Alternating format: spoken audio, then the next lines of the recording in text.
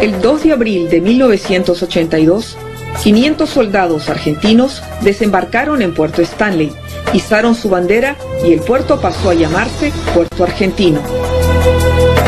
En medio de una amenaza de guerra, el presidente del Perú, Fernando Belaúnde Terry, se hizo cargo de las negociaciones de paz entre Argentina y Gran Bretaña.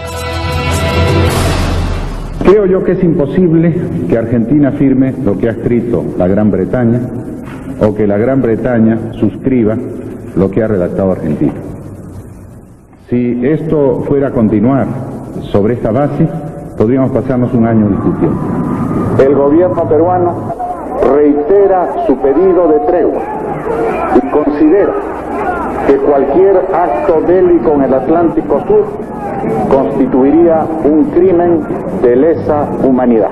La Organización de las Naciones Unidas también se esforzó por detener el arribo de la Fuerza Naval Inglesa.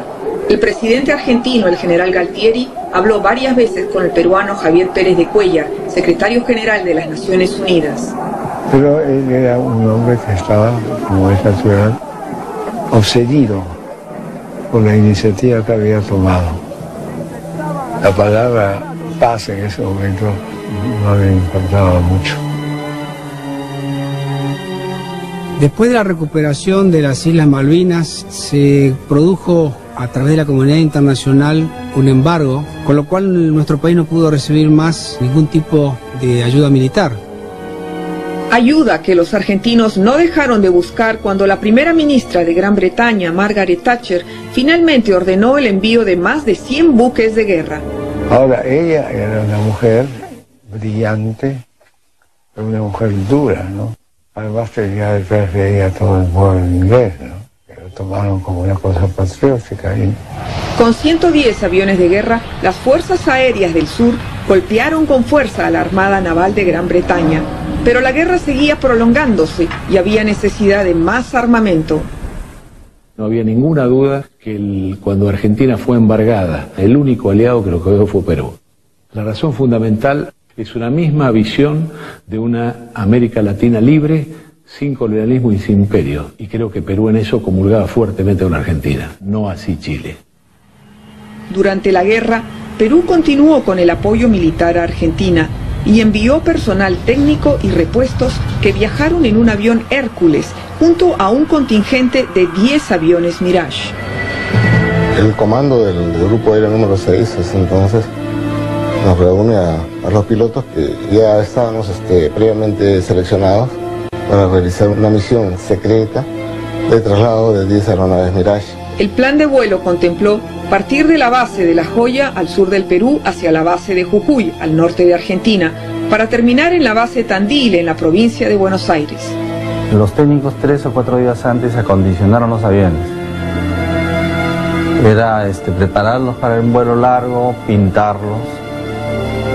Nos retiramos del uniforme de vuelo las insignias que nos identificaban con el Perú.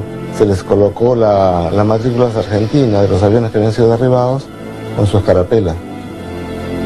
Se le pusieron tanques auxiliares, los más grandes, y se hizo el trayecto entre La Joya y Jujuy en aproximadamente 3 horas. Pero 3 horas de vuelo en un Mirage es llegar al límite de combustible. Entonces o tenían que aterrizar en Jujuy o tenían que aterrizar, no tenían alternativas. Pues los radares chilenos, ubicados en Antofagasta e Iquique, podrían detectarlos. No pudieron pedir autorización y no podían pedir autorización porque era comprometer a esos países cuando había un embargo internacional. Ese era el riesgo, que si pasaba alguna emergencia no podíamos solicitar un aterrizaje normal. Si la otra parte está en conflicto con Argentina hubiera sabido que el Perú estaba apoyando, podría habernos declarado la guerra a nosotros también. Fue una operación extremadamente riesgosa para los bravos pilotos peruanos. Cuando a mí me imponen la misión en Buenos Aires, yo mismo no sabía qué iba a hacer. Y con esto quiero decir el nivel de secreto de la misión. Ahí se dio el impacto inicial de ver escarapelas argentinas en aviones que llegaban de países amigos, ver las matrículas de nuestros aviones derribados, pero surge el tema del combustible. ¿Y cuándo surge? Momento que yéndonos a almorzar con Tueros, vienen el equipo de combustible y el mecánico pero dice, no, ese combustible no, usamos otro. Y entonces ahí creíamos que era una discusión del mecánico y no, usaban otro. Resuelto el problema, se solucionó y ya quedó prácticamente listo para volar. Para esta segunda etapa se pidió que el avión Hércules viajara con el indicativo de un avión comercial peruano, Aeroperú, con dirección al aeropuerto Ezeiza de Buenos Aires. Estaba todo planeado para que el piloto del Hércules iba a decir que iba a tener un problema técnico y que tenía que irse a la alternativa, que no podía aterrizar en Ezeiza. Porque en ese momento yo estaba en la torre de vuelo. Para que ningún controlador de Ezeiza pudiera empezar a preguntarle qué problema tenía, a dónde se iba, solamente tenían que autorizarlos a que se fuera a la alternativa. Ni siquiera tenían que preguntarle cuál era la alternativa. El avión Hércules logró sortear este último obstáculo y finalmente se dirigió a la base Tandil. Cuando grande fue mi sorpresa y veo aparecer los aviones Mirage. Fue una sensación difícil de explicar en pocas palabras. Y el segundo momento de gran emoción fue cuando se levantan las cúpulas y aparecen nuestros queridos hermanos peruanos. Y ahí fue confundirnos en un abrazo que pareció tan largo como tan corto. Fue un momento muy sensible para ellos, también para nosotros, de volver a reencontrarnos, a recordar a unos compañeros que ya no estaban y el compromiso del por qué estábamos ahí, ¿no? Y habíamos ido para apoyarlos en un momento muy difícil para ellos. Eran pilotos que estaban en su traje de vuelo, algunos, pero que tenían las piernas enyesadas, el brazo enyesado, o los ojos muy rojos del impacto del aire al momento de eyectarse. Uno de ellos me vio bajar de su avión, o sea, el número de su avión que había sido derribado, y me abrazó efusivamente y me dijo muchas gracias por devolverme mi aeronave.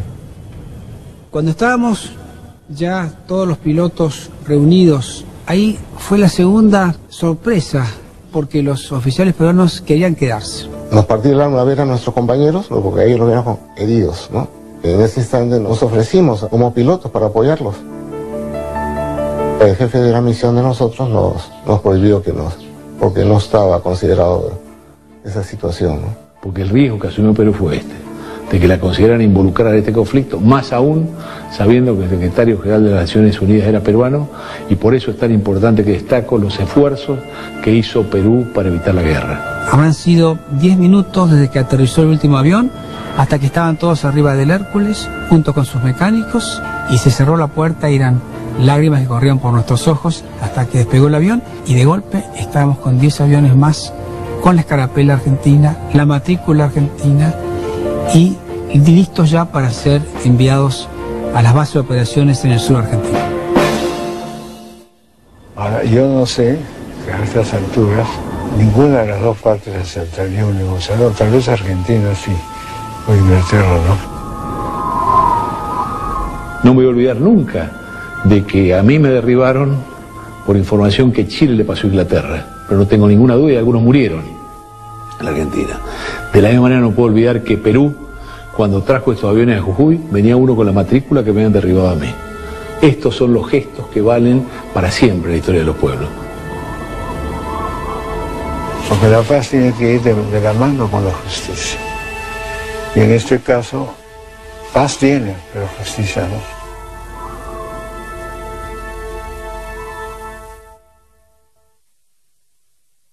Durante la guerra, Perú se comprometió mucho en apoyar a Argentina luego de que las conversaciones de paz habían fracasado. Entonces supe que hubo un envío de 10 Mirage a Argentina, que fue una misión secreta que se llamó Operación Fraternidad. Guardo ese gran recuerdo de apoyo a la Fuerza Aérea Argentina y entiendo que eso también lo guardan los pilotos de la Fuerza Aérea Argentina. Ni lo saben. Nosotros estuvimos ahí. No solo la ayuda material, sino espiritual de saber que te sentías apoyado. Estábamos solos en el mundo, realmente lo olvidamos nunca. No era muy consciente en ese momento de lo trascendente que fue para Argentina esa lucha, pero ahora que he revisado material de archivo que hay aquí en el Perú sobre las entrevistas que daba Belaúnde o la entrevista que daba el embajador de Argentina, he terminado de verdad de entender la trascendencia de ese hecho histórico para ustedes y para nosotros los peruanos, porque compartimos un poquito la lucha de ustedes